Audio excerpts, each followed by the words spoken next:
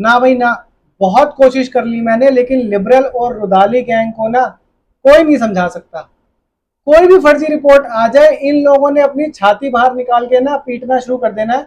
Rudali gang ने रोना शुरू कर देना है।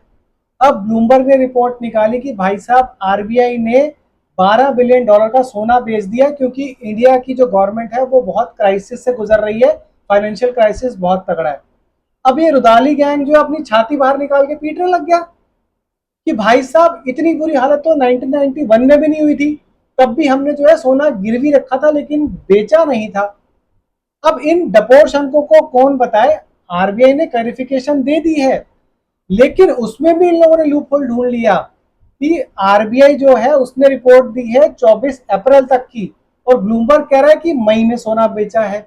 अब मई की रिपोर्ट आने तो दो, उसके बाद रो लेना। और ऐसी कौन सी सिचुएशन हो गई है भारत में, ऐसी कौन सी इकोनॉमिक क्राइसिस आ गई है जिसकी वजह से कि भारत को सोना बेचना पड़ रहा है। भैया अगर बेचेगा तो डॉलर पड़े हैं ना उसके पास, पाउंड पड़े हैं उसके पास जो है वो यूरो पड़े हैं, वो बेचेगा। सोना ही क्यों बेचेगा वो। और अगर बेच भी रहा है, अगर डॉलर को स्टेबल करने के लिए सोना बेच रहा है, मान ली एक बात, तो कौन सा बड़ा पहाड़ टूट गया यार। 550 मैट्रिक टन सोना था 2014 में भारत के पास, और अब कितना है 880 मैट्रिक टन सोना।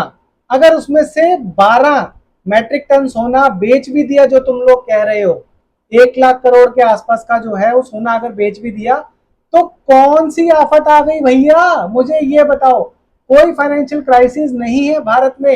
एक फर्जी रिपोर्ट आती है और तुम लोग रोना शुरू कर देते हो। अपना रोना बंद करो, जनता जागरूक है, सब जानती है।